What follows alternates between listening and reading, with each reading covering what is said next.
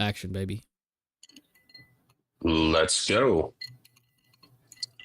What happens when creators find solace and belief in one another enough to encourage each other to reach for the stars and maybe find themselves along the way?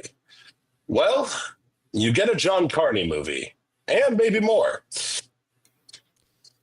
Welcome back, all you melancholic junkies, you angsty queens, kings, and royalty of no direct gender bias and like a better. Now, full disclosure, they said to do an Irish accent. I clearly have decided to do Scottish instead, so we're going to keep going with this. Why would we ever say that, dude? What? Well, listen, all right, we're going to try this again. This is still going to be Scottish, but it's going to be close enough. And so I apologize to our Irish listeners, of which clearly there are many. Welcome back, all you melancholic junkies, you angsty queens, you kings, and royalty of no direct gender bias, like a baron. Shite, there are baronesses. Anyway, you've tuned in your radio to the wrong station, and we're the better for it. You've turned into OWTF 24601, and we've got all your latest stems and NAFCOR, complete with complimentary therapy sessions and tissues.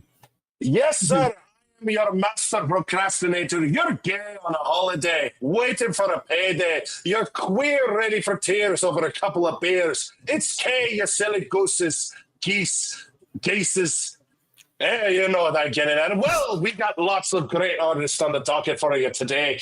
But starting us off as a guilty pleasure himself, a man whose voice is instantaneously swooned at least 30 people from this very second. A man who's coming down my chimney this Christmas and the ho-ho-ho that's ready to fucking go. Who's on staff? Let's have a laugh and find out what else rhymes with naff. Can't introduce yourself, lad. No, I don't. I actually thought that was you introducing Kit.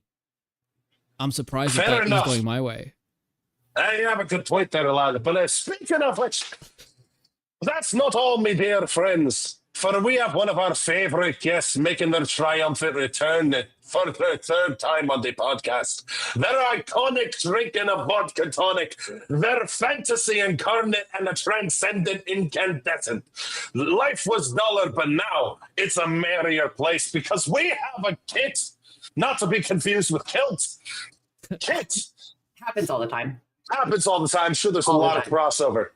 There's so much crossover, yeah. Challenge accepted and completed. I did do a Scottish-Irish accent. You did? It was an accent. You did an accent. It was a choice. You did an accent, and honestly, more powerful than what I'm doing right now. So hats off to you. Yeah, you tried something. You swung for the fences. You missed, but you know, you tried. Listen, that's what this movie's about. Fucking nailed it. In a D&D game, though, Ireland and Scotland, that's not real in a D&D game. So perfect accent for that setting. So I'm going to give... You're right. Yeah. Score. I fuck with that. Well, damn. Well, we're back together again. The dynamic trio. Oh my gosh. The dynamic trio. Yeah. The unholy trinity. That's it. That is correct. Yeah. Yeah, God hates the three of us that's equally. fucking correct. 100%, yeah. And what a time to do Absolutely. it. Like, Christmas is coming up. This movie's poster looks like it would be a Christmas movie, and it's not. But we'll get into what movie it is shortly as well. Yeah, Kate, do you want to keep taking us through? Sure, absolutely. I got this in as a reminder. You can find One with the Films on any podcasting platform of your choice, as well as live and on demand right here. And if you are in the live chat, please feel free to join in on the conversation. We always love to hear from you. And if you're listening on demand, don't worry. We still love you. Yeah, baby. Just like marginally less. Just a little bit. Just a tish less. Just like not a lot, but enough that we would have to admit it in court. That being said, I love all my children equally. Sounds like the exact kind of lie that my mum would say. Kay's wouldn't, because she's dead. correct. And she didn't love it. So 0 for 2. That being said, Naf, why don't you tell us a little bit more about what we're doing today? We're roasting dead mothers, obviously. Tis the season. Tis the season. So, To be nuts dead. on an open fire. It's the lyric that they changed back in the 60s. It was roasting parents on an open fire. But it was. We're off to a great start. This is, just so everyone knows, this is absolutely on a time crunch, and this is how we're all handling this. This is how we do it. No. Like, no rush, truly, but like, all joking aside, it's very funny. Yeah, well, on brand. Let me tell our listeners what we're doing here today. We're doing an episode of the Weekly Watch List, and that's what happens when a bunch of friends have such unique and wonderful taste in films, but we constantly have been forcing each other to watch them for ages, and we go, yeah, soon. So what you do is you manipulate them into joining you on a podcast and giving them a date where it has to happen. Because the funny thing about like being neurodivergent and having ADHD is like if there's an open ending on when something needs to be done, it's not going to happen. But when you put a date on it, we crack the code, baby. So we're here. And we're talking films, and the idea we're queer. I was gonna say it, and then I was like, nah, I can't help myself. Yeah. Too obvious. No, I'm proud of you. I'm very happy for you. It smells very gay in here. Yeah, it 100%. is. Yeah. Mm-hmm. But yeah, this podcast will not be allowed in the state of Florida, and yeah, that's fair. We'll be allowed anywhere. Mm-hmm. I don't know why they let us go anywhere. That's true. Concerning, so it's a little bit concerning, princess. Anyway, if you've been around for a while, then you already know the shtick. But for the uninitiated, the idea is that for every episode, at least one person is watching the chosen film for the first time. So it's about having a space for creators to share the art that matters most to them and then give them a platform to show us all why. So if you guys like listening to a bunch of nerds geek out, force each other to watch, and then discuss their favorite films for the very first time, you can feel free to follow or subscribe. You can send us to your friends, and if you like, you can activate notifications so you never miss a new episode. And of course, we're on all your favorite socials as well, and links are in the description below. So Kit, you're our guest this week. I'm wondering if you can let me know, what is a brilliant film that not enough people have seen? Okay. This week, it's the film Once by John Carney that came out in 2007. Yes. And looks like one of my favorite reviews of it on Letterboxd is like, this is the best film that was filmed on a Nokia phone. It's one of my favorite. Yeah. 3310 just fucked hard, dude. Like, it's like, hits so right, it hits so good. So I actually picked this one because when in one sentence go met, okay, I picked this one because we are all sad lads who like sad music. Yeah, I did it. I get it. You did it. Yeah. It's like I imagine it as an elevator pitch of you just like standing next to somebody going, "Are you a sad lad?" And then being like, "Yes." I am a sad lad. I have a movie for you. Yeah. Well, Kay, I'm curious. What sort of experience did you have with this film before watching it? Because you got to see this for the first time, yeah? Well, let me tell you. So, basically, my experience with this film is a very roundabout way to go about it. It started off with Lee DeWise, and I forget like the last, but it was American Idol. 1 year. 2 of the final 10 artists sang Falling Slowly because they had to do songs for movies. And they sang Falling Slowly. And I was like, I'm in love with this song, but I didn't know what it was from. And my mom was like, oh, it's from this movie. And I was like, oh, okay, let me look it up. And I heard a lot of stuff about the movie. And at some point, I started watching it. Like, it was just like we DVR'd it or something. And we just like, I watched like the first 10 minutes of it. And then like something came up and I had to stop. And never got back to it, but I always still was listening to the song. And then in my senior year of high school, we went to go see the touring company to see the stage production. And so I saw that. That was the first time I saw the story completed. And so then this was the first time actually watching the movie. And then since then, you and I had watched Sing Street. Obviously, I saw Begin Again. So I became a fan of John Carney. And when I found out that, he was the person who did Once, I was like, well, that tracks. And then now watching this movie, I'm like, oh, no, that really tracks. Yeah. Well, like you having seen and loved Begin Again as well, which is another John Carney film. Mm-hmm. He has a theme, some themes. He has something he wants to say, and it's very clear what it is. Yeah, it's the same story, different fonts. Like but it's like one of those directors it's also the that same I'm like, font. it is somehow the same font, exactly the same idea, just a little bit changed. Yeah, it's copying my homework, but don't make it too similar. That's what it is, but it works every goddamn time. And John Carney had another film come out last year, actually, Flora and Son. Did you guys watch that? I haven't watched that one. No. Joseph Gordon-Levitt. Let me take a swing. Is it about someone who forms a band and like takes a chance on music? Pretty close, yeah. Is it like in line with that? Yeah, it's a girl who's her son. It's a single mum. Her son is sort of into music, so she buys him a guitar, and he's like, "This isn't the kind of music I'm into. I'm into like electronic, kind of making my own like dance shit."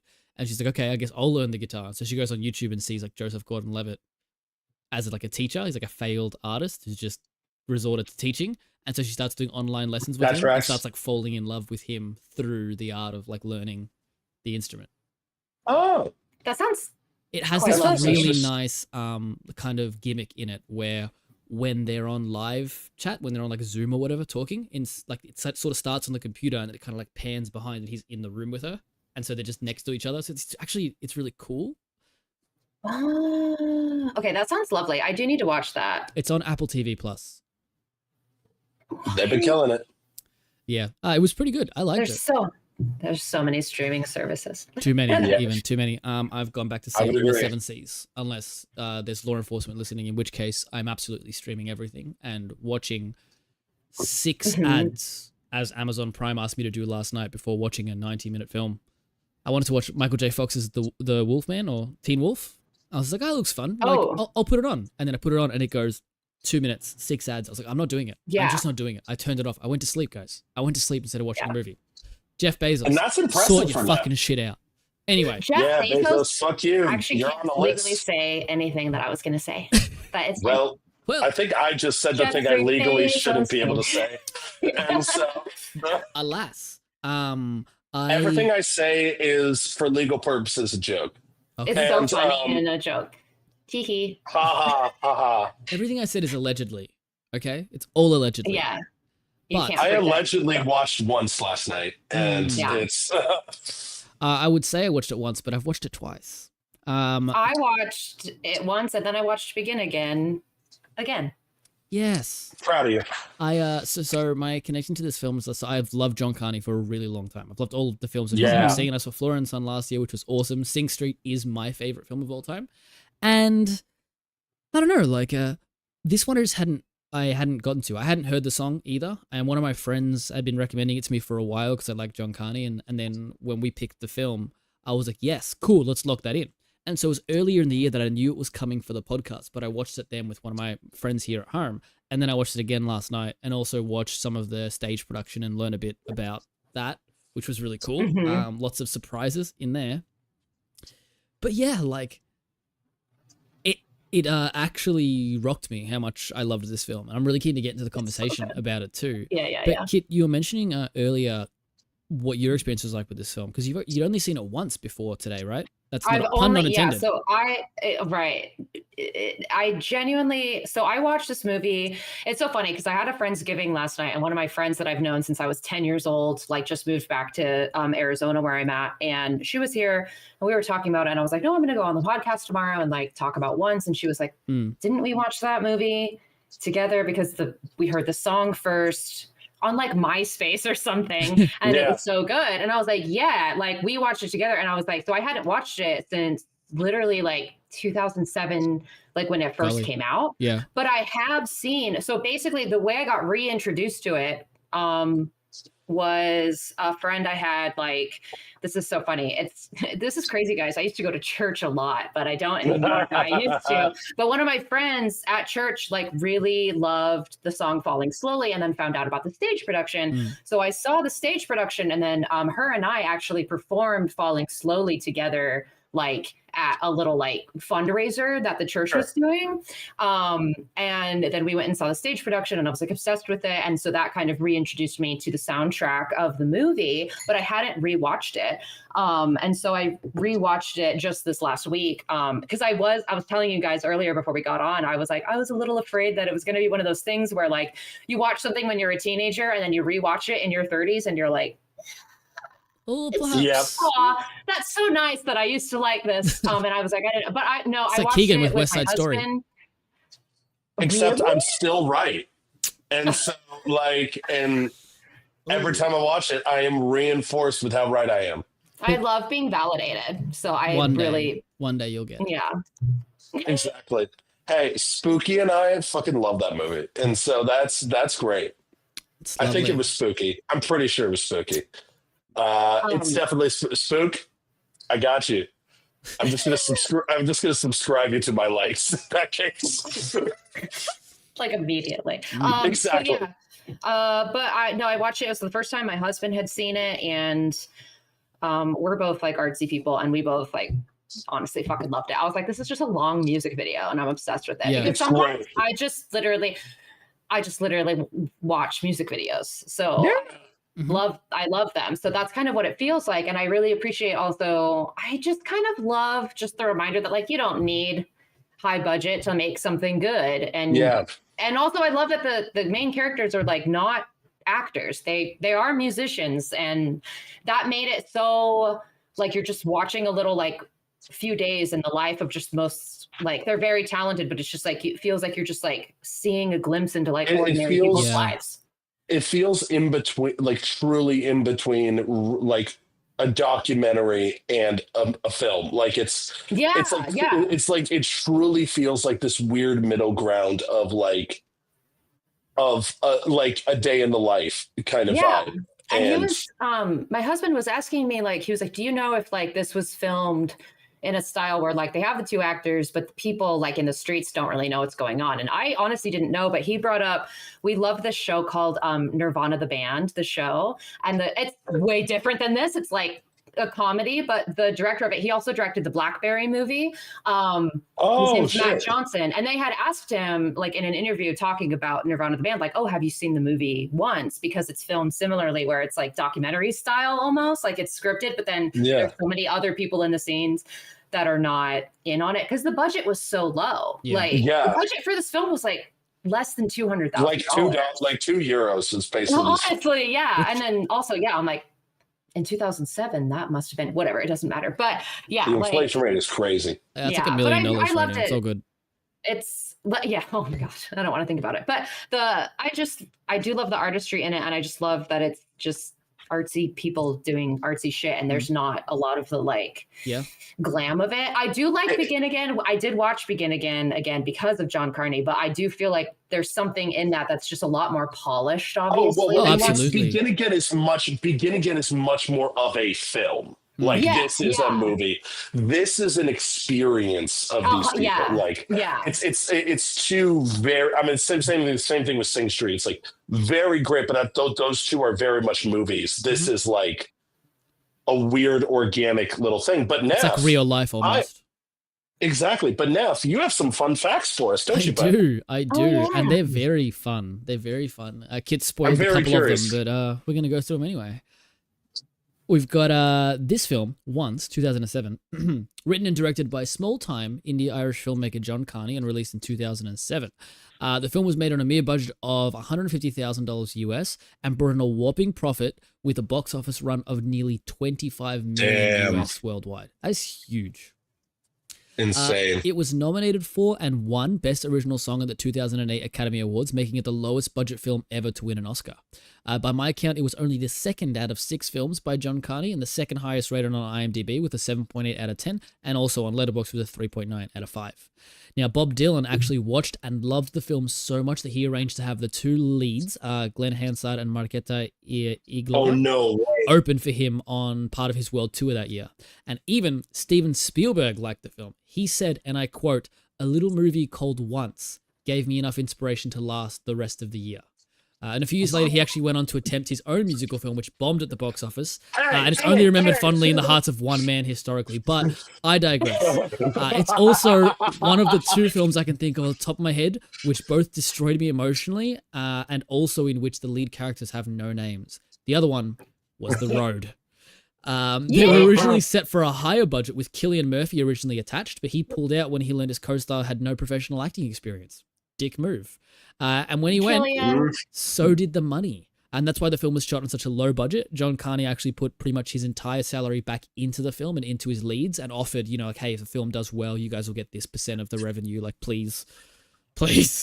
And yeah, as we said earlier, given its commercial success, you might be surprised to hear that it outlasted both Shrek the Third and Spider-Man 3 for most amount of time in the top 30 of the US box office the same year.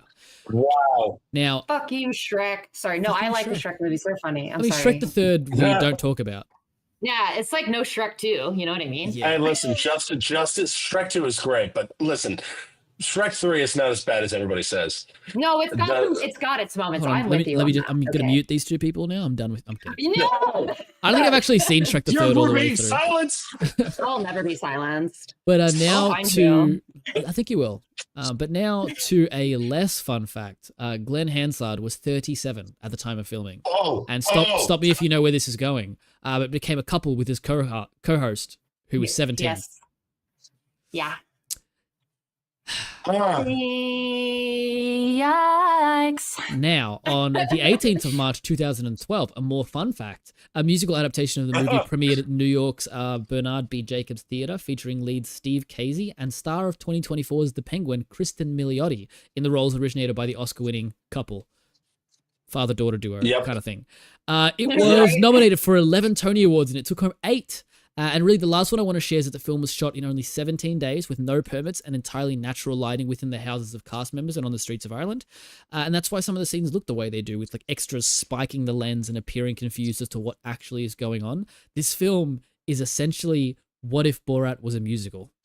And the title refers to how creators often put a hold on their dreams, saying they'll start once they hit this milestone or that moment happens. So it's about taking the leap now. And actually, one last fact, the crane shot at the very end of the film?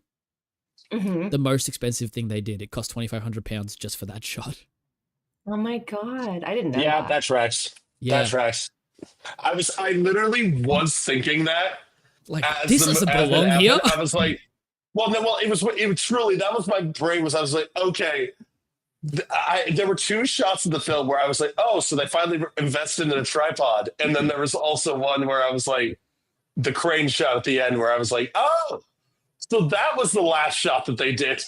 Like, yeah, that was we have some extra money left over. Let's do a crane shot. Yeah, I love it. But yeah, do either of you have anything else you want to add? No, that this film just continued to pierce my heart. Yeah. And there it is. We love. That's what I'm here for. In the best of ways. Hell yeah. All right. Okay, well, do you want to do a spoiler alert and we'll jump in? Well, let's let the fine people know before we go any further. All these conversations are not spoiler free. We're not necessarily doing a play-by-play, but we are talking about the film with the expectation that you have already seen it. It's always cool to go and watch the film and check back later, but even if you haven't seen the film, chances are we'll convince you to finally make that leap. And if you want to know what film to watch in advance, so you can come prepared for next week. Links are in the descriptions for all of our socials. So check us out there. And if you listen all the way to the end of today's episode, we'll also be revealing our next film and guest right here. All right, let's go. Hell yeah, baby. So you can't really talk about Once and a John Carney film without talking about the music. Now, absolutely. Off the bat, I was listening to some of the like theater versions of it, and similar to when we did Sing Street got adapted to a Broadway show too, but it was coming into COVID, and so it never took off. It didn't. They basically did a cast recording, and that was all they got to do. But when I see movies like this where the music is so important to it, and I see them adapted to stage plays, the music always sounds so different, and I struggle to appreciate it the way I do in the movie. Like here, the opening shot, and particularly that scene where, like, very early in the film where it's nighttime, and he's playing the guitar, he's strumming, he's just like screaming into the night. I'm like, there is that scene alone is very much like indicative of what the whole film is about to be.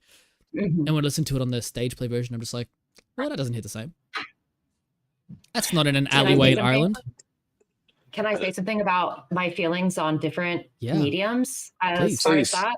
That's because I love both, but I think my friend, like the friend that I like performed the song with at church, was introduced to all the music through the stage production and then went and watched the movie, and it didn't hit the same as the stage production, which also stage is quite different when you see it live rather Yeah. than when you're listening to it. Because when I listen to the songs, I do agree, I do prefer the movie ones. But I also feel like there's aspects of like the movie is just quite a bit more like, it's weird because I feel like the acting and all this stuff in it is a lot more subtle. Whereas like I feel like the stage production hits a lot even harder on like how she's feeling about everything, and it gets a lot more into that. And so you get to experience that. But I feel like different mediums require different things. And I feel like there's just something For about sure. stage that is just like you have to see it live to really Yeah. because I feel like it's so emotional when you see it live. But I agree, when I just listen to it, I'm like, I'd pick the movie soundtrack over it every time. I But think, watching it was like a crazy experience. Yeah, and I think to Kay's point earlier about this film being more of like a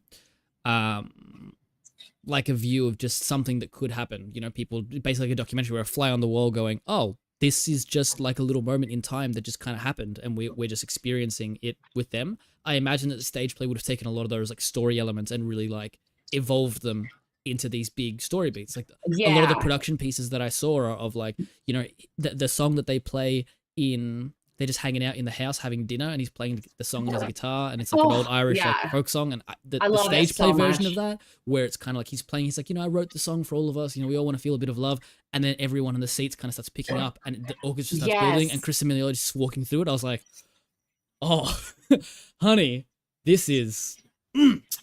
Yeah. Like yeah, it's a completely it's a completely different thing, and I think that this is one of those where personally I love the stage recording. Like I think that my favorite version of Falling Slowly is the stage one, just because I think it has the right combo of both. Of like, because it has what I do love about musical theater songs is the emotion that a lot of those people put into their voice. Mm. And it doesn't work for everything. It doesn't translate as well. Like I think that Once is one of the few that I feel you can go either way on. Because I think that there's a lot of the recordings that, because a lot of the songs aren't necessarily like high volatile dance numbers, like sort of thing, it's like it is a lot more about just letting you sit with this song. And I think that the stage version did a really good job at capturing that and the essence of it, while the film version definitely feels more raw. Mhm. It feels like the film version has that kind of almost like you're listening to a live track Yeah. on an album, right? And there is a beautiful quality to that. But I think for me anyway, I love the polished nature of the musical numbers. Yeah, for sure. But I am curious now that I have seen the full movie, listening to the album more and being like, okay, maybe I'll change my mind. Yeah. But to that end, the music in this film is so gorgeous. Again, like most John Carney movies, it just stays with you, and it really just captures this beautiful Irish kind of melancholy, but in a beautiful way. Whether it's When Your Mind's Made Up is one of my favorites. I love that song. So fucking good. I love that. But Falling. I was just gonna add that, like, I love that that song also within the movie, like, it's the moment that the what's it called, the producer recognizes what Starts we're doing paying here as attention. well, Yes. and it's Yeah. something That's about one of my like, favorite moments too. I remember sitting love here it, and and watching this it's- movie and going like, there's something about, particularly that time signature, when you're in like 5/4, there's a movement that you get there that you don't get in kind of any other time signature. Everything else, you know, you 6/8s and you 3/4s, and you got these waltzy kind of dances. You can kind of like sway, but like 5/4 is like a, you know, it's just, Yeah. It just like hits. Yeah. Like And so when it starts, I also, exactly like the producer, I was already like, I like this. Yeah, this is nice. This is nice. Then it starts and I was like, Oh my god, yeah. What? Yeah, Yeah. let's That was go. like one of those moments that I feel like it's so like uh,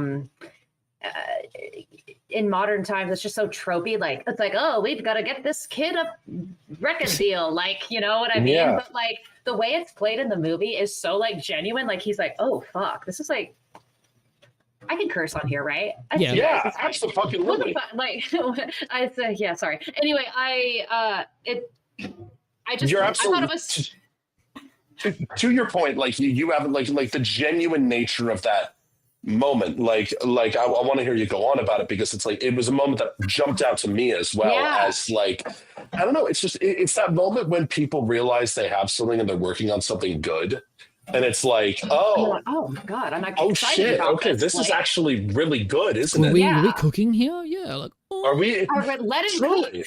Let him cook. And I think that's one of the things that it's weird because I think it's like also just like any artist of any kind of, this is funny too, because the last movie I picked for this was also very much about artists, but like, Yeah. it's just like you get so in your head. And I feel like, especially just with the whole, like, everything is cringe now. I was afraid when I watched this movie again, I'd be like, it's a little cringe. It's a little like, oh, I'm like an artist and nobody gets me. But it comes from such a genuine place. And it reminded me, like, once again, same with like The Illusionist. Like, it just reminded me how like important that shit is, though. Like, and that, I think just that's the moment that it's like, it could be so tropey, but the way it's played out, it's just like, no, these are like, because it's all coming from the heart. Like all of the music is so like raw, and I don't know if that makes sense, but yeah, No, it absolutely you're does. absolutely correct.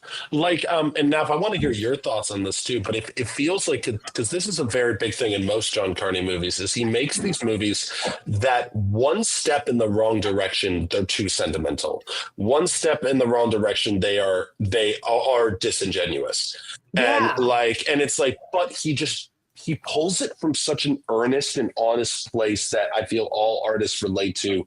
Of again, like you were talking about the title of the film, you mentioning that, it's like, no, this is the thing that all of us go through. I mean, we've had these discussions very recently about like being like, oh, well, once we do this, we're going to do this. Once we do that, we'll be fine. Like, and it's just, it's never going to happen. And it just, what I found so beautiful about this movie is it's more about these people having an actual moment together and actually, like, you know, I don't know, it's about these people that take the moment to actually believe in each other. And it's kind of, and I feel like that's a big thing in a lot of John Carney movies, is the somebody believing in you when you didn't. Yeah. And also just, so you go, go ahead. Oh, okay, I've been yapping. I'm sorry, No, but I did have a note. I brought you here to yap. That's certified yapper. I wrote a note in my phone when I was watching it.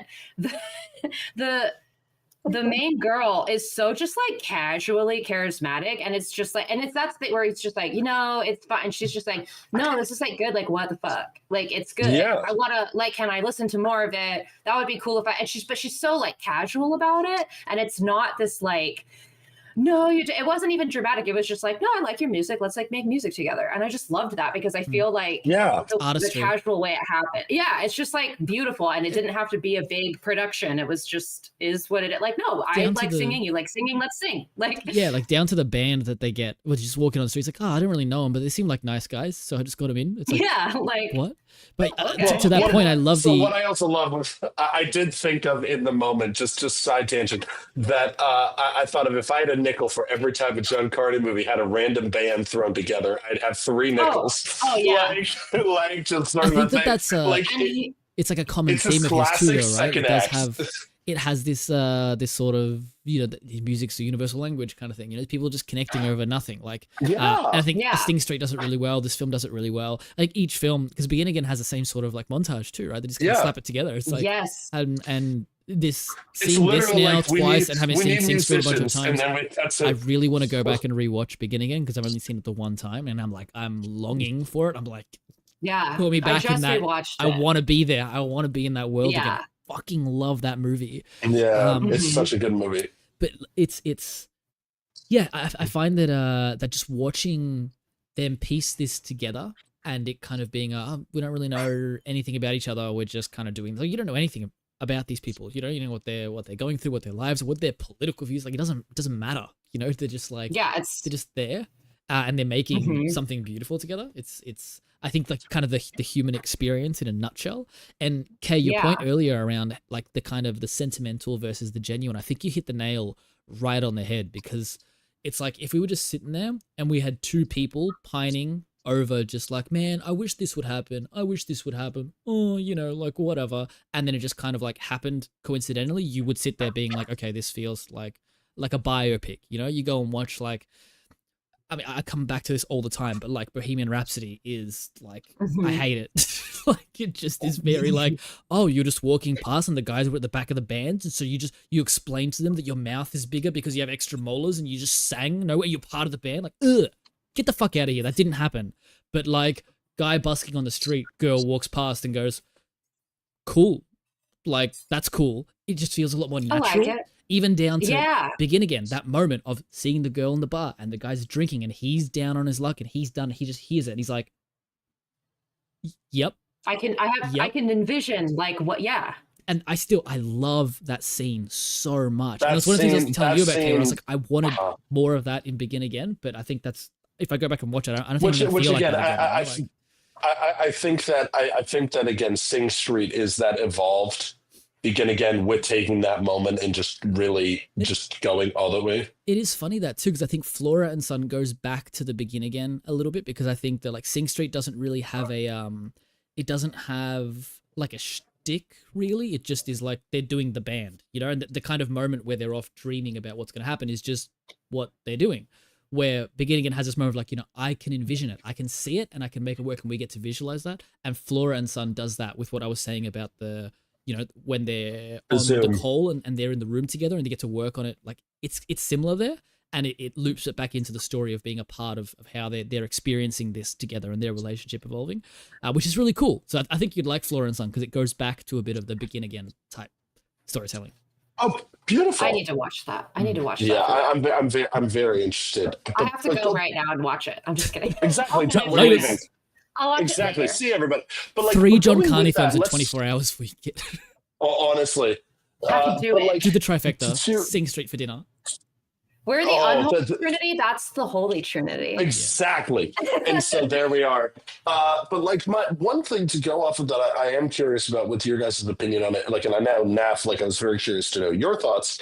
And I have several thoughts on the craft of this movie, but like one thing is that obviously this movie was made for little to no money. It is really surprising, that whole Cillian Murphy story. That is insane.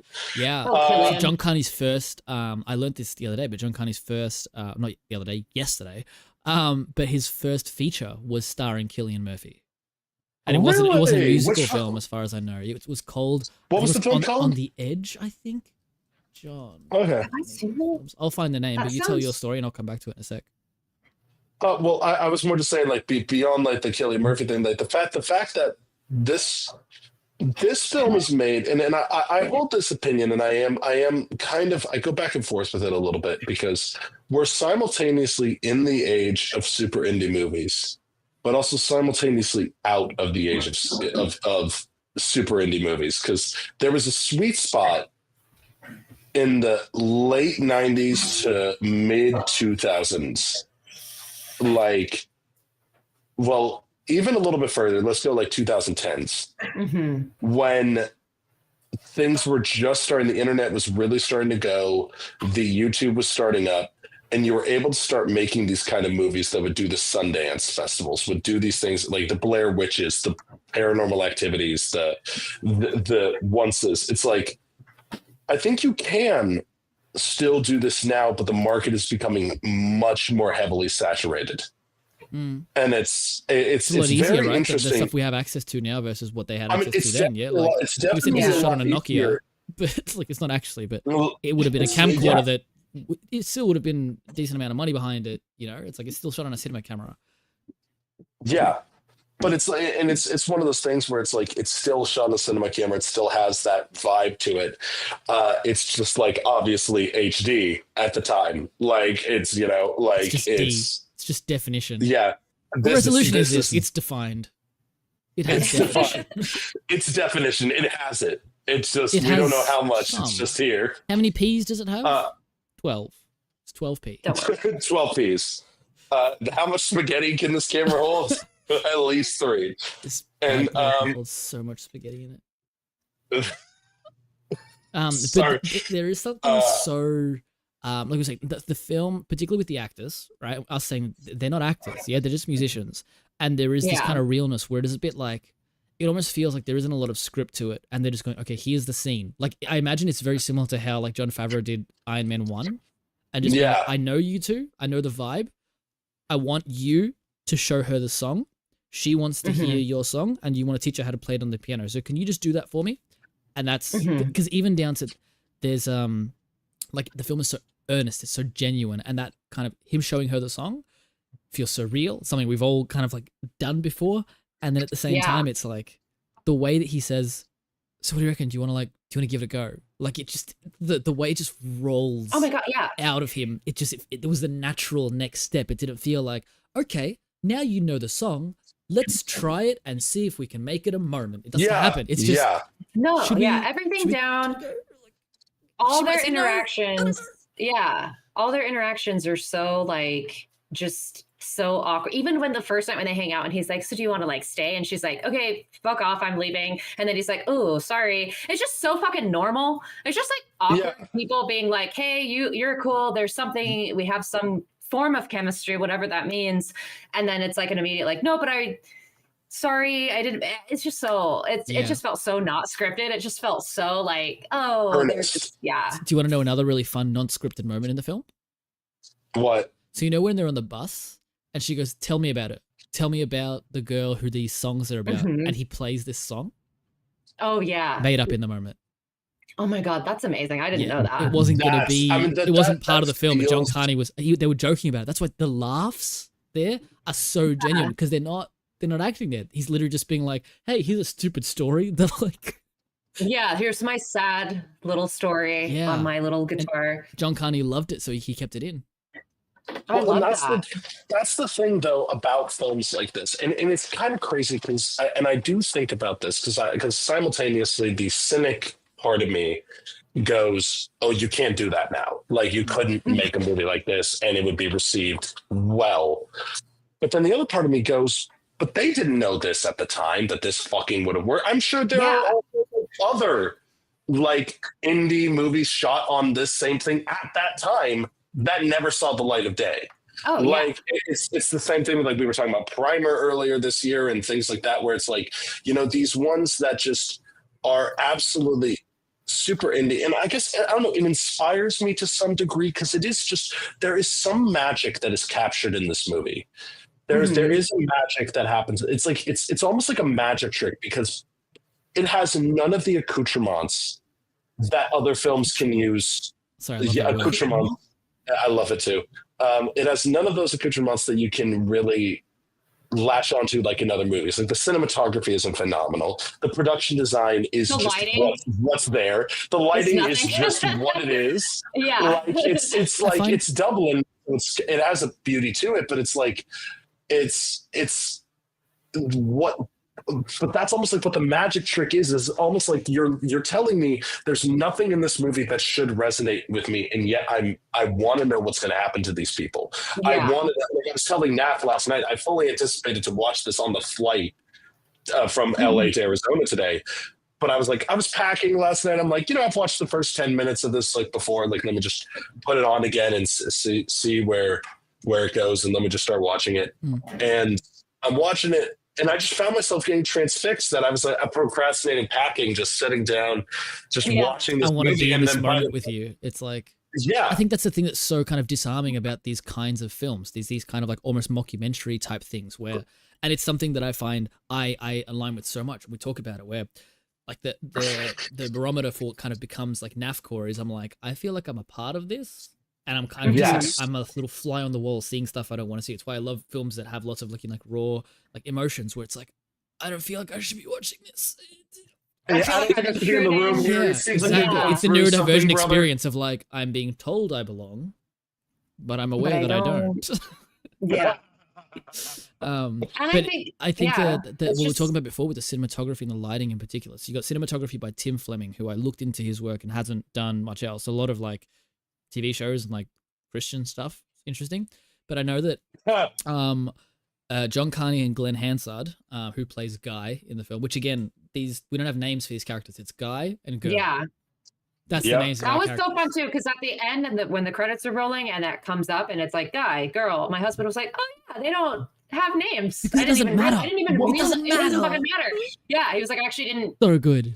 realize that, and it doesn't matter." Like, And to was- some degree, and it's always because I always do feel like I know when I was writing shorts, I'm like, you're giving people names, but you don't want to give the names that like everyone else gives everybody. Like you don't want just John and Dave, but at the Right. same time, you're also like, but no one really knows. Like no one's really going to hear, and then it feels weird to just be like, hey, Trent.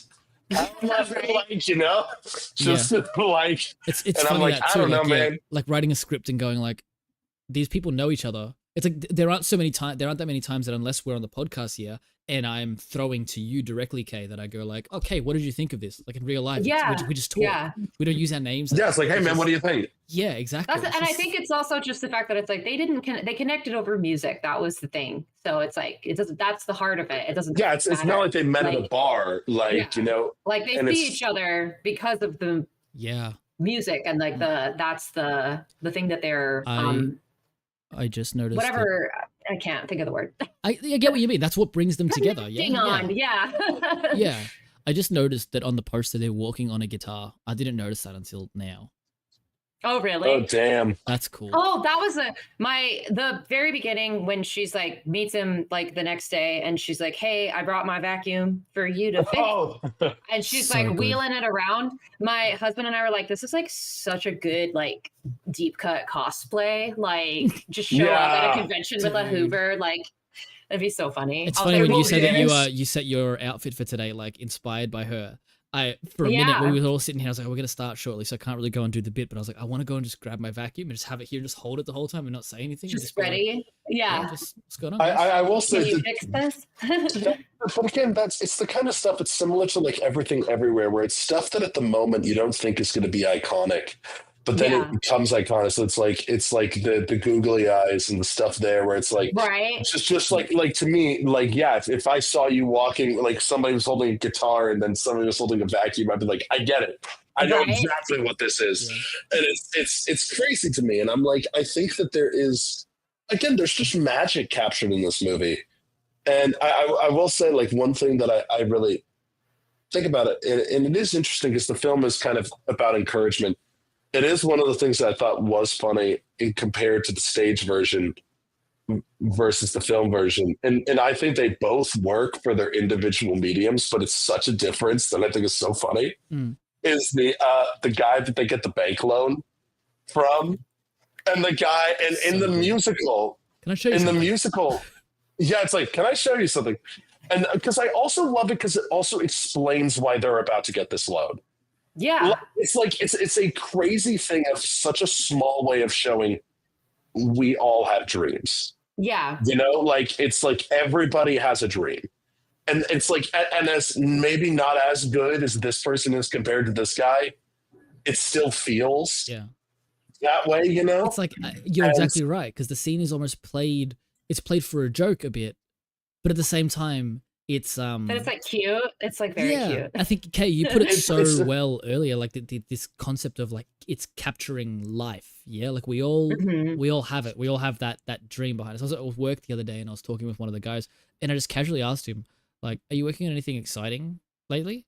And he was like, "Yeah, I am actually." And he showed me he was full on in like music production, doing rap and working on like his own like Oh, clothing designs wow. and stuff. Like a young kid, yeah. And I'm just like, I had no idea of this about you. Like, I know you've been nearly a year now, but like, this dream.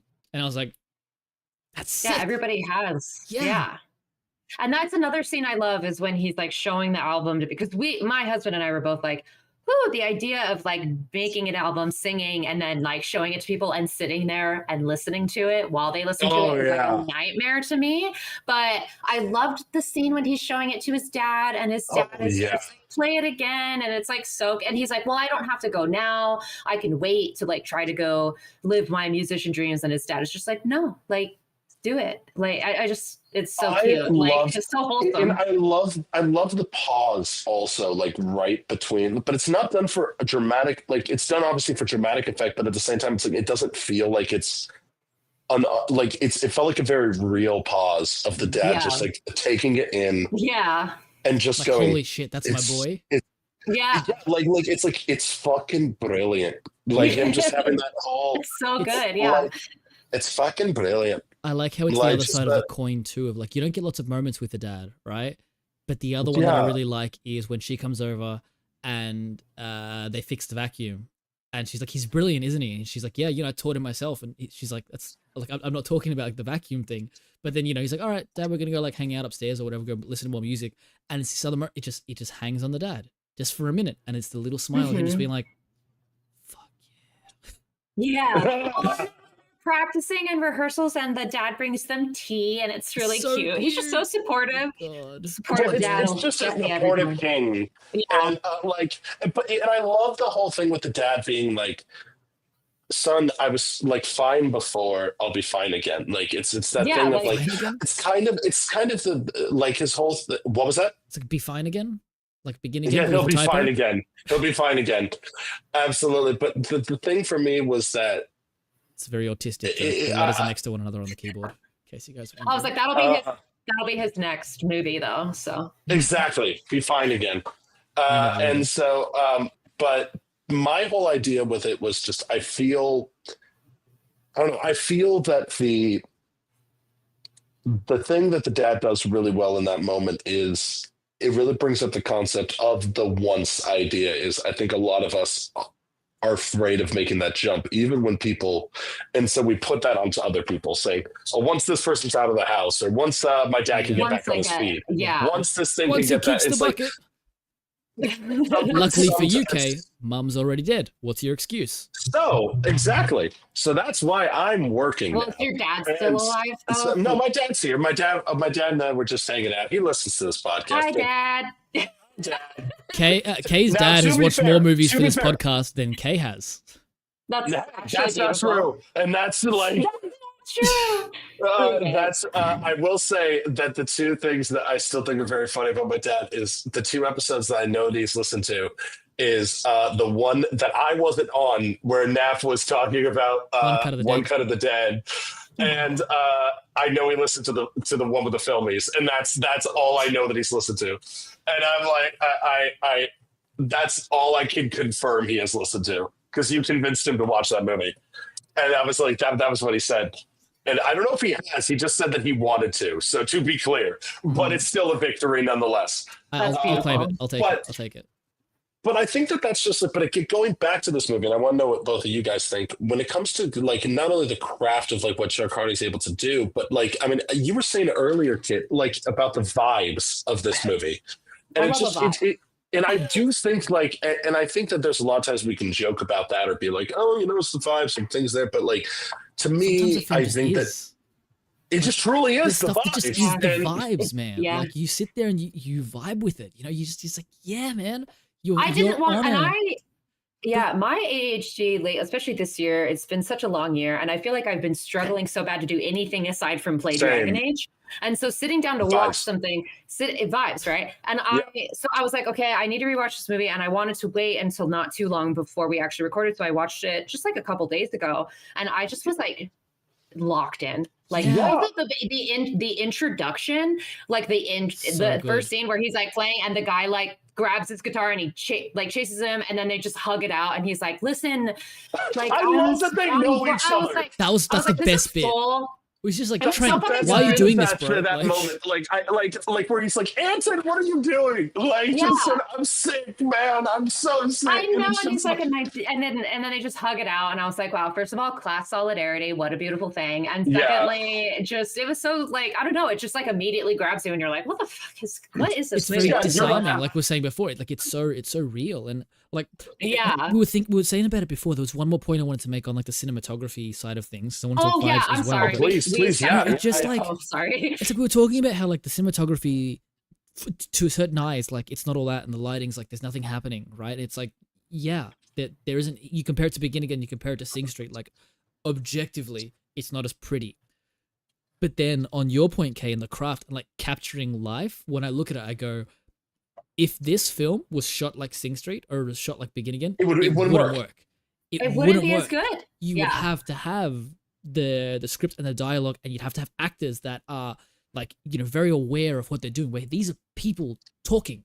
It's like, and so in that sense, like I found myself in love with how it was shot, that things are too dark, her walking down the street, and oh my god, like the song died, and it's like a music video, like you were saying before, Kit. It's so good, yeah. But it's yeah, and I think that there's so much artistry. Like music videos are very underrated, and most of the directors that we love, with, like the Daniels, started in music videos, didn't they? Like I haven't seen a lot of their stuff. Edgar Wright does music videos. Yeah.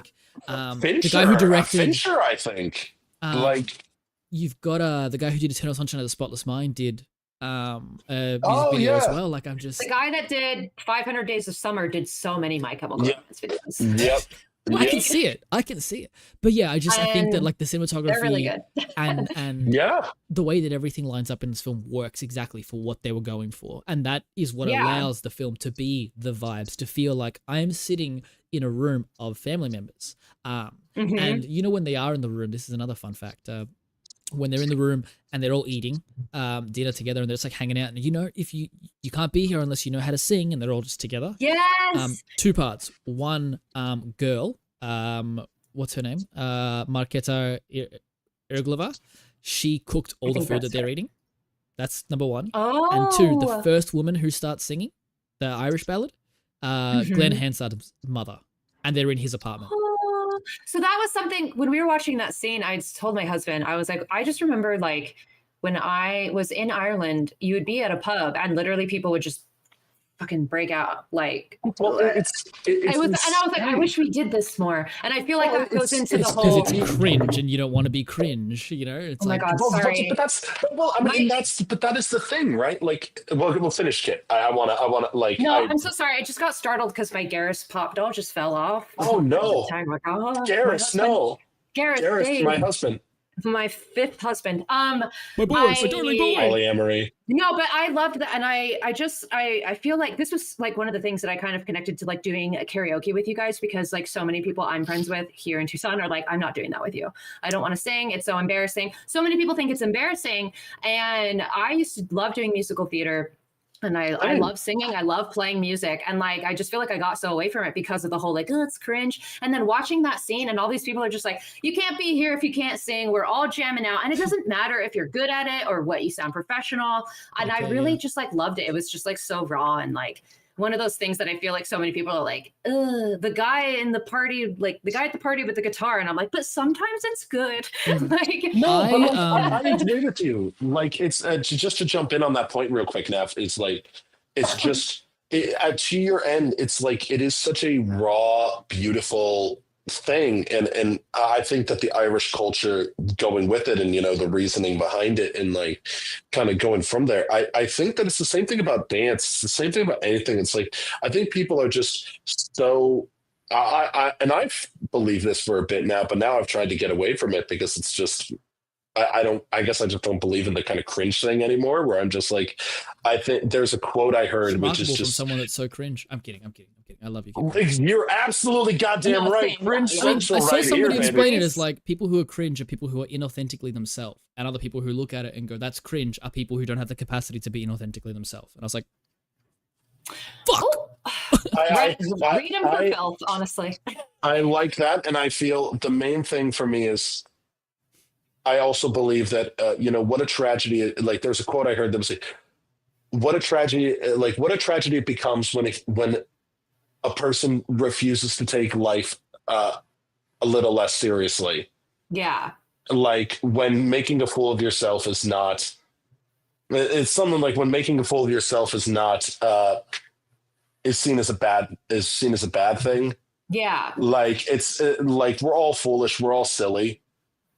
Like trying to behave like this is a serious thing.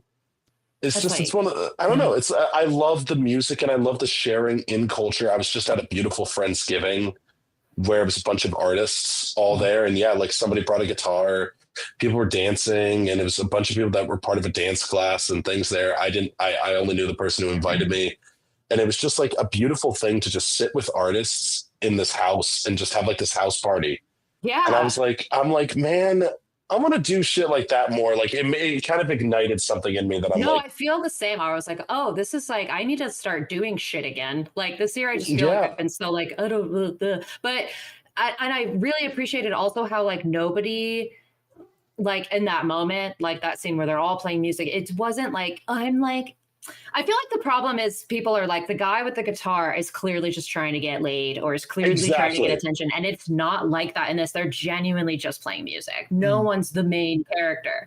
No one is trying to get spotlight for it or get like, they're just, they want to be a part of something. It's very different. Yeah. Like it's very, and not only that, it's like, but I want to create a space for us to collectively share the spotlight. Like for us to have it together, for us to be, exactly, to be a part of something. And Kay, on your previous point, like I think it made me think a lot of the line from Call Me By Your Name. You know, we've got like, we rip out so much of ourselves to be cured of things faster than we should, that we go bankrupt by the age of 30 and have less to offer each time we start with someone new. Precisely. To feel nothing so as to not feel anything. What a waste. Like I just, that line, man. Oh, it's so correct, and it is so elegantly put in that line, and it is just, and it's go ahead. It's one of those Continue. things, thinking about like those memories and stuff too. Like that video of us jamming out to Hosier Kit is actually one of my core memories. It's one of my favorite things ever happened in my entire life. And fuck these people. It was amazing. If people don't want to do karaoke with you, I'm telling you here, I'm broadcasting it on the internet for the world to see. I would go to karaoke or just sing karaoke or just hang out in a house jamming music with you every day for the rest of my life and never get tired of it.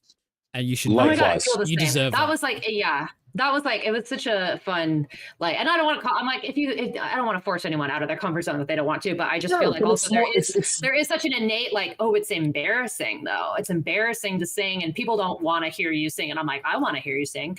I want to hear all of my friends sing. I want to hear them do whatever they want to hear them. I want to hear their poetry. I want to hear them do whatever the fuck they want. Show me their art. I don't care. And that's what this film does so well, right? Is that's what she is saying. And yes, there's some of the language barrier, but I find it with a lot of people that come from more Eastern European countries. There is a directness and approach of language. It is a, oh my God, it is like, I talked with somebody about this and they were like, yeah, well, like a kind of Eastern European people will not like if you ask somebody just how they're doing, you know, like for us in America, it's very much, oh, hey, how you doing? Like they would be like, why are you asking how we're doing? We are not friends. We don't. Why would you know how I'm doing? Like it's a very sincere thing. Like it's all pretense is gone. Like all like, and I think that's what's so beautiful. That she's asking him to show her his art, you know, like that whole thing. You have a question now? No, yes, I wonder, just from the perspective of us both having Italian partners, did you experience that in that space as well, where I found that, like, for example, me dating my current girlfriend, that there's these moments where questions or things like that, and I'm kind of like taken aback sometimes. I'm like, this is very direct. I'm not used to this, and I'm kind of like, hey, where's the poop here? What are you trying to get? And it's like, no, like straight up, like the words that I said are like, they mean exactly what they say, because they have to be thought out. Yeah, it's not my first language. It's like this. Yeah. This is what it is. And I would say it's probably more common with you with Raph than me with Allie, because Allie had been in the U.S. several times before, so she was pretty used to the culture, like. But used to culture, also used to language, like in a lot of ways in that regard. So, but I will say, like, certain tendencies, what was very interesting to me was us discussing the types of acting in Italian like dubbing versus English dubbing, and it was a very much like a difference there, where Ali always thought that English performances were very dull and boring because the Italian language is so emotive. Whatever you're saying, how you're saying it innately teaches you. It's always the classic, you know, the like it's like the very much, but it's like you can tell the anger. You can tell when it's an angry statement or it's like when we went to Italy. I think I probably told the story on the podcast before, but like Ali will talk a certain way in the US, like, and I can gauge her emotion level. Then we'll go to Italy and she's talking at home, and I have to remember that I need to like adjust my metric to like times 10. Because like her here, it's like she gets like actually angry. It's like she raises her voice a little bit, but she gets mildly annoyed in Italy, and it's like, oh, like it's sort of and I'm like, it's very different, you know, like, and I'm just like, okay, all right, okay, I need to just keep that in mind. And no, it's so funny, the conditioning, because also just given so many, I've been told so many times, I've really taken a step back so much just because my whole life has been like, you are so intense. You're so loud. Like you're so, and now I'm just like, but now I like get, so like, it's like, I feel like my husband gets the brunt of it now, where I'm just like, and another thing. Well, luckily for you, there's also a space here in which you can always unabashedly exactly. Like yourself. We think you're perfect. We want all of it. We want all full unbridled kit. I want like, full-on goblin kit mode, like every day. I'm ready. That's my 2025 goal, is just really getting back to my inner goblin. That's why I changed my username. I'm like, we got to go goblin mode 2025. I'm not Mary anymore. I'm a goblin, bitch. The Exactly. Mary has left the building. Goblin is here to stay. Goblin is here. Prepare yourselves. But yeah, I do love that. I love a loud woman. Yeah. Well, but I guess, and I want to know everybody's thoughts on this, like kind of going with the movie, is because what I love is the fact that with her asking, you know, like I am like her being just, she always asking these questions, and they have a line in the musical that I thought it must have been from the film, because it's like they made such a big deal about it in the musical, but it's a great line. It's like, she's in the musical, they say, she's like the ambassador of honesty. Yeah, it's like, I love that line from the musical. I'm obsessed with her. Yeah, I'm obsessed with her. And it's like, and she's great, because it's like, yeah, she just says what's on her mind. But especially in the movie, in the movie, I think in the musical they lean into, oh, you can take it as rude, you can take it as not. Like either or, but in the movie they certainly play it a lot more as like her just being sweet, kind of like I don't know, most Emily Axford characters. Like it's very queen, it's she has that innocence of like, she sees the world in such a particular way. No, and I wrote down, I made a note when I was actually watching it. I was like, this woman has literally the most casual charisma I've ever seen, and it's just like she's constantly rolling like natty twindos on her charisma chart. Like, because it's just like she's like he's like 4,000 or however much for that, and she's like 1,000 2,000. Like, it's just that they we talk about 2,000. We don't talk, we shake.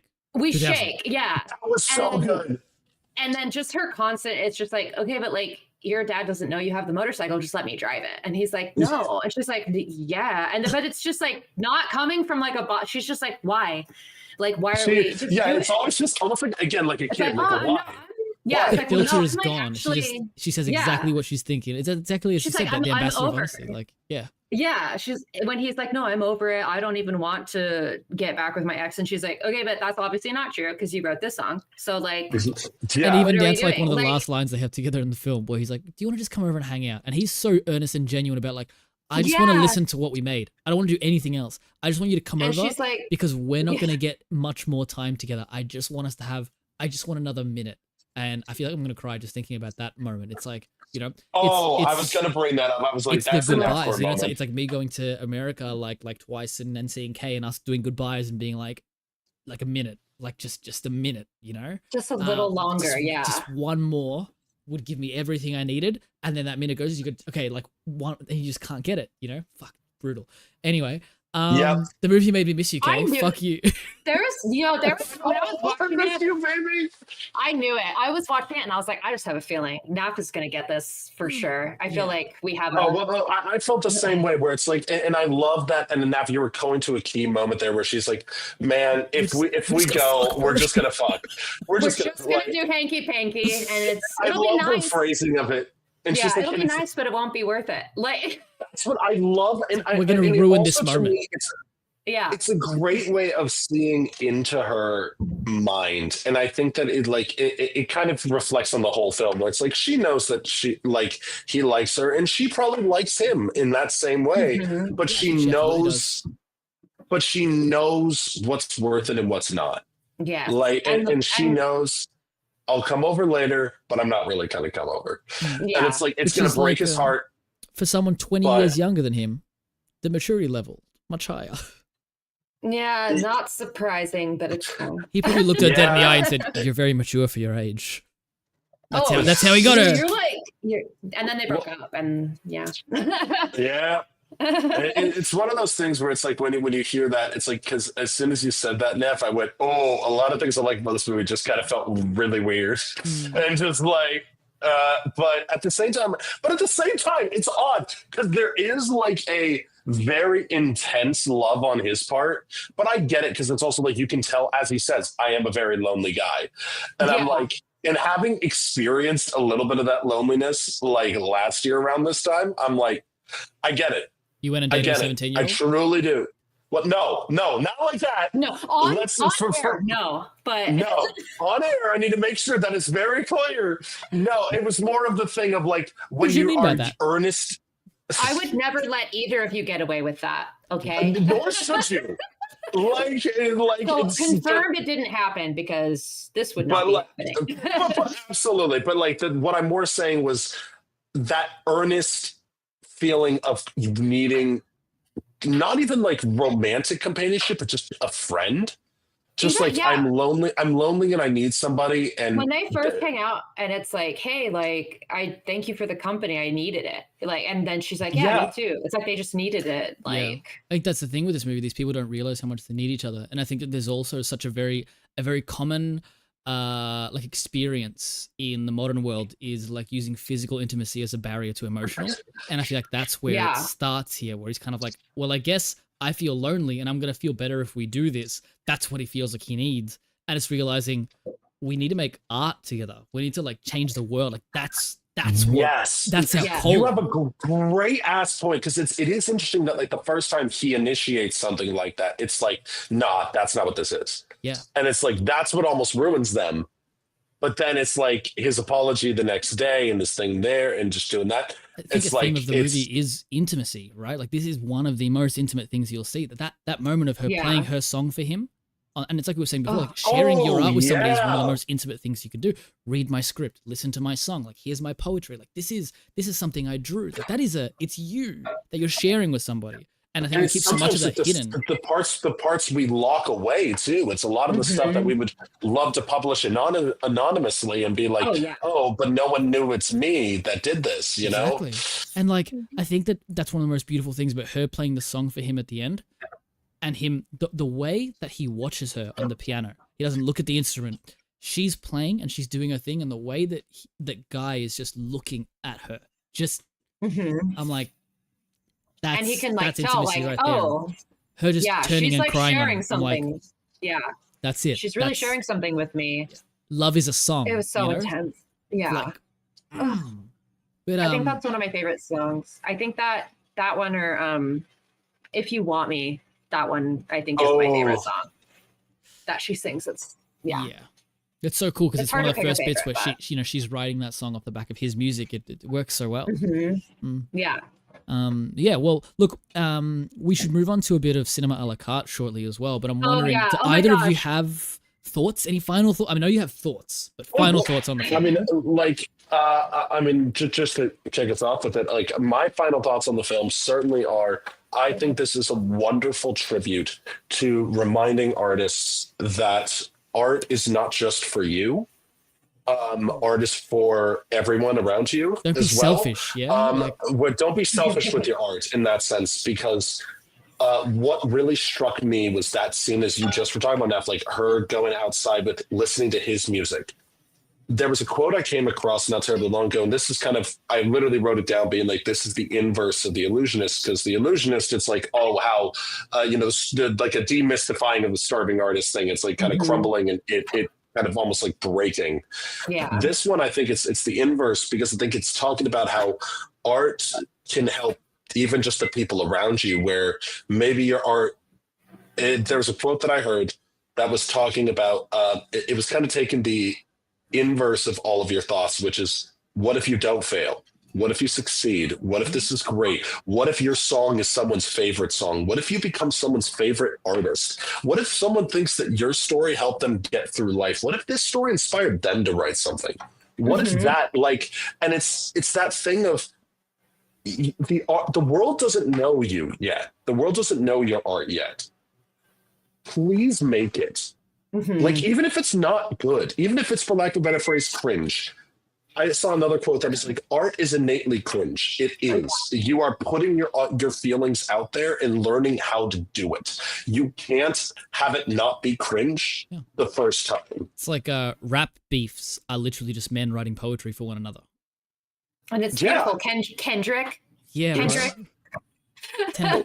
You're exactly right. And to expand on that point a little bit as well, Kay, like I think that you're absolutely right that not necessarily the expanding on the art is cringe. We get that.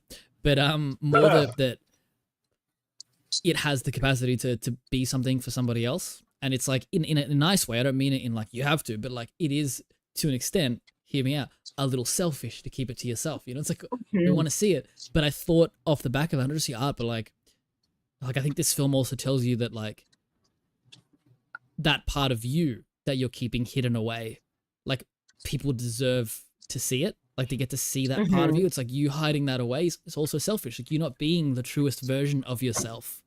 You know, like I think when we meet both of these people, they've both hit a point in their life where they go, I don't get to do this anymore because I have to look after my dad. I have to look after my kid. My husband's in another country. Like I got to make ends meet. Like there's all this other stuff that's in the way of them, not just creating their art, but like being themselves.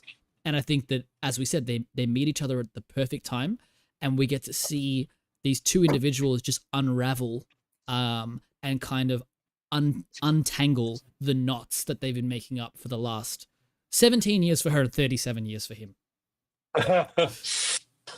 We have to keep hammering that point home. And that's just... But Kit, do you have any final thoughts on the film you'd like to share? Final thoughts. I will say I'm so glad that you recommended this.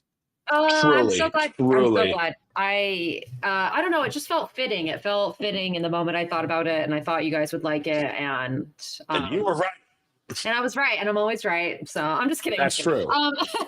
I agree with what you guys were saying, and I feel like similarly, like I feel like watching it again. I've just been in such a slump, especially this year, and I haven't really done that much creative stuff. Mostly, I just complain on TikTok, and I'm like, I need to make stuff again, and I've just been very hesitant to do so, and just displeased with everything. And I feel like this was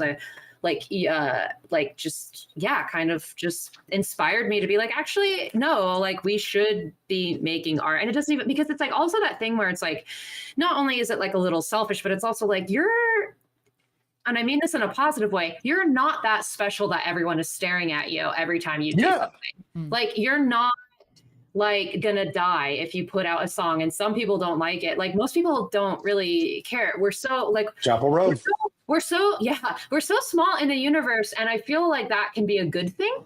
And just make it freeing and very freeing, because it's like this is such an isolated story, and that can like I feel like people are just, because of the internet, because of social media, and we're all connected. It's just like people are so self-aware, and it's just like most people aren't thinking about you that way. So do what you need to do, create what you need to create, and like express yourself, because most people aren't really going to care. And that's kind of freeing almost. And if they do, like, it doesn't matter, because we're all kind of weirdos. Even the neurotypical weirdos. They don't think they are, but they are. Like, oh no, you're right. I saw someone explain years ago, not years ago, like a little while ago, about, you know, how isn't the world going to be a mess when like AI takes over all the main jobs and everyone's on universal basic income? Like, what are people actually going to do? And I don't know who it was that said it, but somebody literally was just like, they're going to create. We're going to become what we were meant to be when you're not That's what we burdened should be doing. by what society wants you to do. It's like, okay, like think about it. Yeah. Okay. It's like you go, all right, if my job's getting in the way and something else comes over and takes over that, and I still have the ability to stay okay, the barrier for most of us to create is there's something in the way. And what happens when you get rid of it? Like, we don't have an excuse. Like we could become a planet of artists, you know, which we already are, but like, you know, being but we able would to, have nothing stopping the time, the energy, nothing stopping us. Like, which, you know, that's why AI should not be taking over art, but it's fine. That's another discussion. That's a different discussion. Over other things, but because I think that's what we're supposed to do. And that's the thing. I'm like, people will still work. They'll still be creating. And I think capitalism gets in the way of that. And that's my final thought. Well, absolutely. Capitalism is bad. Change the name of the episode. So exactly, capitalism's bad. And but the last little bit on there is I have fallen in love with the phrase "for anyone who cares," or in case anyone cares. Yeah.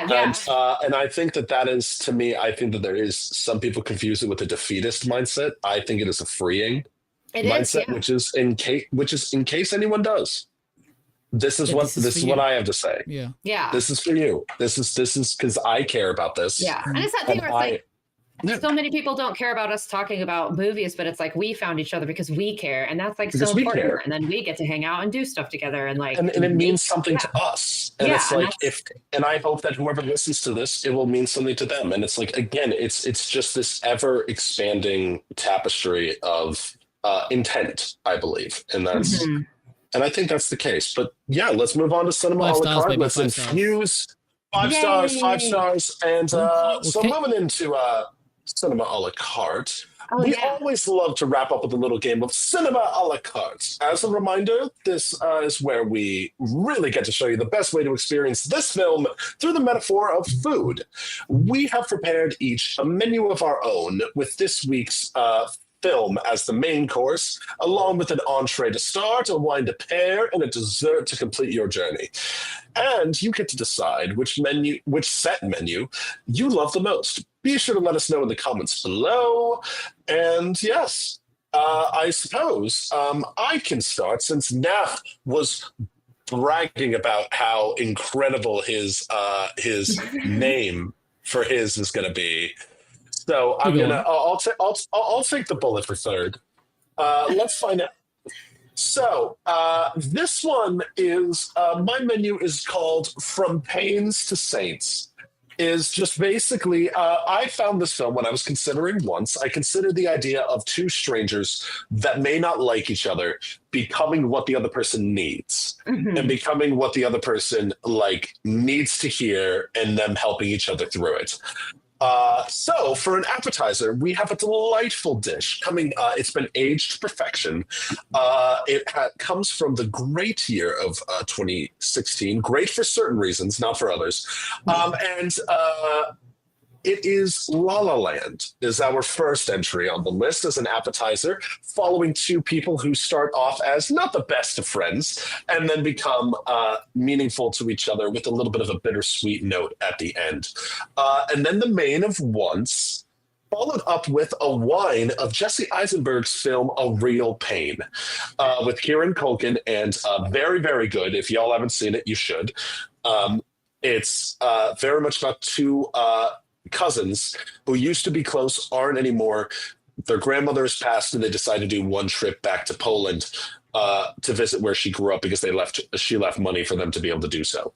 And it's beautiful. It reminded me of Nap and I when we travel, and it's beautiful and complex, but it's about these two people who also do a lot of what we talked about as neurodivergence, of talking about the beautiful way neurodivergents see the world, and how while people may think it brushed up against cultural norms and it may be uncomfortable, it actually ends up being the thing that needed to be said. And so it's very unique. I think that you would love it, Kit. But I haven't seen it. I definitely need to. And dessert is the first Toy Story. What? Because of the nature of Buzz and Woody's dynamic and being the two things that they need, I thought that this is a perfect way to go with. So just as a rounding out, the appetizer for From Pains to Saints is La La Land. Then the main is Once. and then wine is a real pain, and dessert is Toy Story. I love that if you love just that. clip Oh my the phrase God. "wine is a real pain," there'll be a lot different context. Yeah. It's true. That'll be in the And trailer. so, Amazing. absolutely, it's going to be in the trailer. Would you like to go next? Oh, sure. Okay. Mine's called "I'm Working Late" because I'm a sad singer, songwriter. Writer is in bold. Okay, so my first chorus is actually "Begin Again," which we talked about. The Yes. only reason I'm easing into it with "Begin Again" is like it is the same director. I feel like I don't want to say it's like more. I don't like to be like, oh, it's more shallow than Once, so it's what's going to get you started. I don't feel like shallow is the right word, but I feel like it's not as like gritty and raw. Obviously, More as like Once. commercially, like Yeah, for a wider it's a little audience. more commercial. It's more curated. Also, because I love looking at Letterboxd reviews. One of my favorite top reviews of "Begin Again" was "I want to punch Adam Levine in the face" because I agree with that.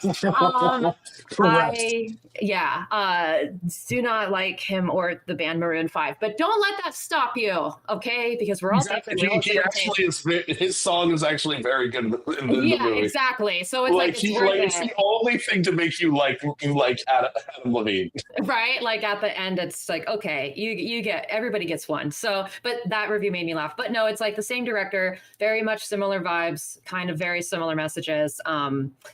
Another one of my favorite reviews of that was someone just saying "fuck you and your perfect curls, Mark Ruffalo." So if you want to look at Mark Ruffalo, who is a delight, and also He's Keira great Knightley in that movie. is beautiful as always. I love all of her outfits. I watched that movie when it first came out in 2013, so I was a little bit younger than I am now, and I was like, this is my fashion icon, was Keira Knightley. Oh, correct. I was like, amazing. So I feel like that one's a really, really good one to start with, to really get you like prepared for your main course, which is Once. And then my pairing with Once is this movie called Song One that has Anne Hathaway and Johnny Flynn in it.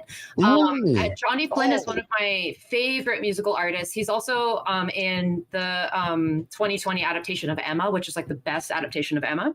But I love him. And the way I found out about him really quick is I don't know if they are anymore, but he was friends with Robert Pattinson. And my mother watched an interview with Robert Pattinson because we both loved Twilight in like 2008. And she was like, he was recommending this Johnny Flynn guy, so I bought his album. And so my mom bought the physical CD of Johnny Flynn's album, Alarum, and we listened to it, and it's amazing. And then we saw him live in Phoenix, and I met him, and it was amazing. So he's great. So cool. Song One.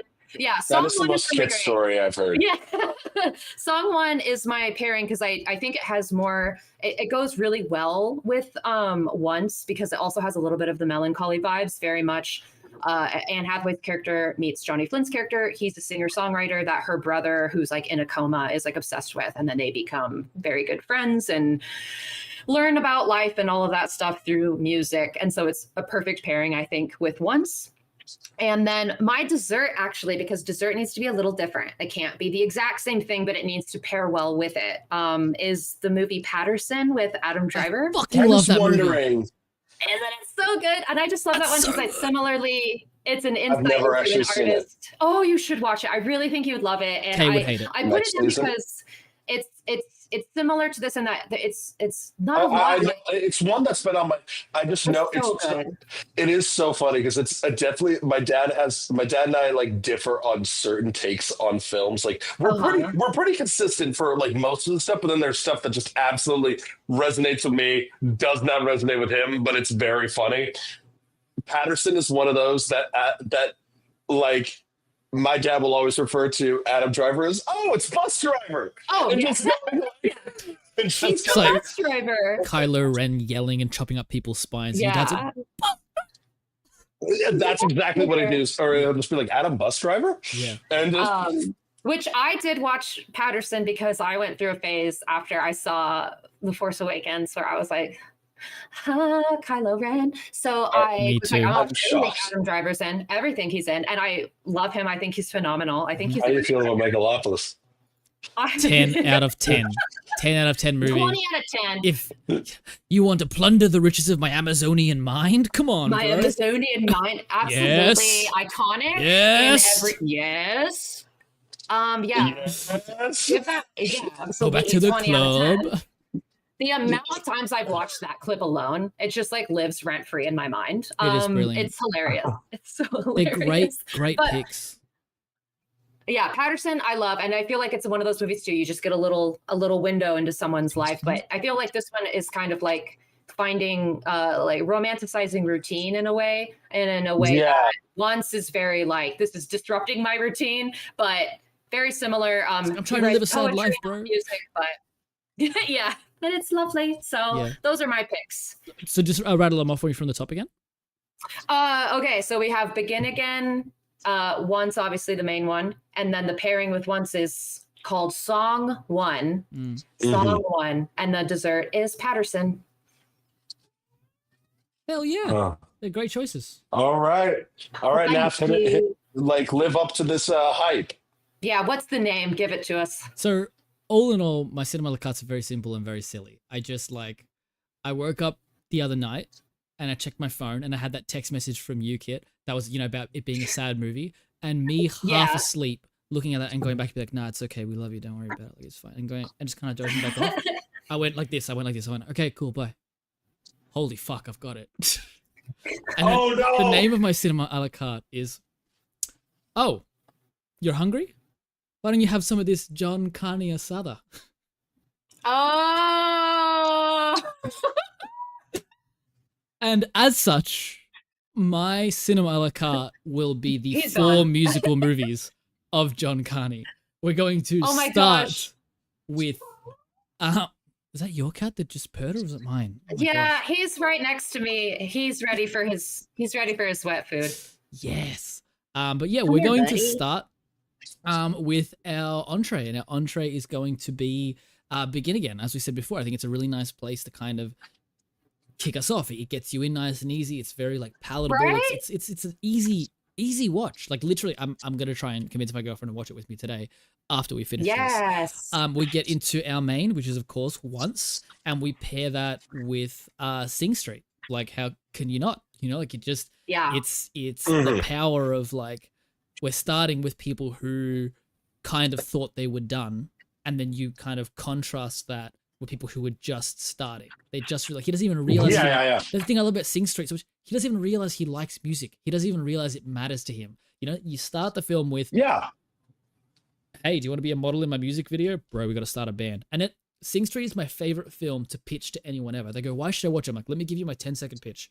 Boy sees hot Amazing. girl, goes over to hit on hot girl. Girl not interested. Boy says, do you want to be a model in my band? She says yes. He walks back over to his friend and goes, bro, we got to start a band. Like that's.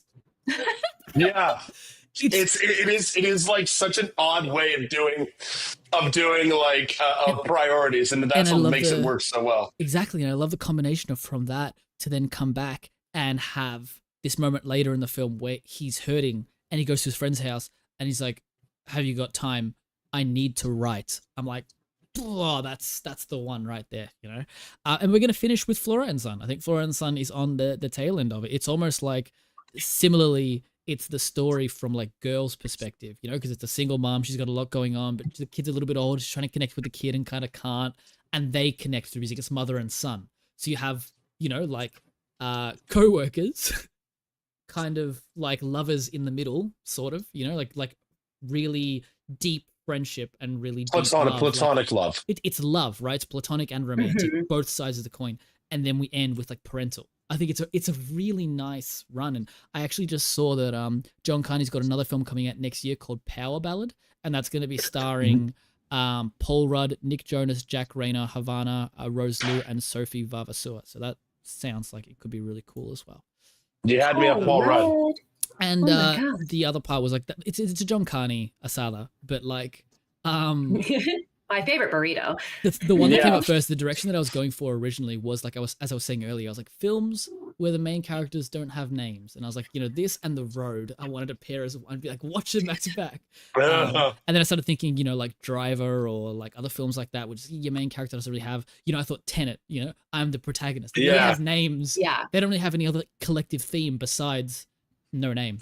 But yeah, so I like John Carney Asada more. So that's I know. I think that works. I love that. My brain was definitely like, can I fit Mad Max Fury Road into this with like two people? Yes. I was thinking. I was trying to figure out like, what was songwriter thing. I do love Toy Story. I almost put La La Land on mine, but Toy Story was the one that like really clinched the deal where I was like, I really want to recommend Toy Story. How do I make the rest work? Like, how do I like make this all go there? That's so good. Yeah, I was pretty proud of that. Well, one. Lessons all around. I think we're all the chosen ones, and we're all very I would pretty, agree. So who could choose between us? Amazing. No Who one. could choose? But yeah, just so from the top, it's called "Oh, You're Hungry? Have some John Carney Asada," and it's So good. starting with Begin Again, then on to Once, paired with Sing Street, and finishing with Flora and Son. It's a John Carney Asada.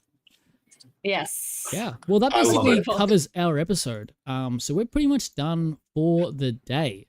Do For you life. want to take us out, Kate? I mean, the day. For life. Absolutely, I will take us out. Well, listen, guys, thank you all for listening and joining us once again. I am Kay. You can find me at Movie Man Opinions, anywhere you kind of go on social media. Been kind of dead there a little lately, but I will definitely be trying to pick up a little bit more in the new year. We'll see how that goes. But nonetheless, Naf, what about you? Well, yeah, same sort of deal. So, like, obviously, it's the end of the year. We're going to be on break for a couple of weeks as well. But yeah, I'm Seen by Naf. You can find me anywhere you find anything, anywhere. Yeah, but mostly hanging out on the one with the film page and talking about our stuff there. But yeah, so this is our last episode for the year. We are going to be back in the new year with episode 69. This is the second week of January. So we'll put some posts It's a great way to start off. Yeah, and the movie that we're going to be watching is Longlegs, a horror film that came out this year, and Grandmaster Bale is who is going to be bringing that to us. So I wanted to see it in theaters. I actually didn't watch it in theaters, so I could wait and watch it for the podcast. So I'm really excited to check this out. Oh, yeah. That's exciting. That's exciting. Yeah. Yeah. That one's very fun. It'll be a great way to start off the new year. Yeah. Thank you so much again, Kit, for coming on again. We love having you. I love having these conversations with you. Iconic as always. I love you a so gap much. session with you guys. Yes. Truly, love like it, any day of the week, if you ever want to play some Baldur's Gate, now they got cross-platform. So Yes. yeah, Oh my God. So I'm trying to get Naf into it, but he knows if he does Well, it, he just won't stop. You got me into Helldivers and we've played once. So what are you doing? Baldur's Gate. You're right. You're right, Naf. I should definitely get. Yeah, I would take a Dragon Age break to play Baldur's Gate with you. I've been replaying every Dragon Age game. It's my new hyper. Well, it's not my new hyper fixation. You got me into Dragon Age. And I've been playing it for years, but yeah, for sure, for fucking sure. Amazing. But Well, where that's can what people find you? Oh, me? Widow old I don't know me? why that's just stressed me out. Me? I just recently switched my name to the Goblin Kit. Therefore, you can find them in a cave. Where the In a goblins cave. it is. Yes, going full goblin mode. Chaos goblins only allowed on Blue Sky, on Tumblr, on TikTok for as long as it lasts in America, on Instagram, the Goblin Kit. You can find me talking about Dragon Age, Tolkien, and how much I hate the government. Yep. And absolutely, it's one of those things that we all share a similar sentiment in that regard. Similar vibes. Similar vibes. Wait away, the but- government. The We worst. love you guys. We love you guys so much. And Naf, why don't you take us fully out? Hell yeah. Well, yeah, thanks so much, guys. We will see you in a few weeks. Love you and goodbye. Bye. Bye-bye.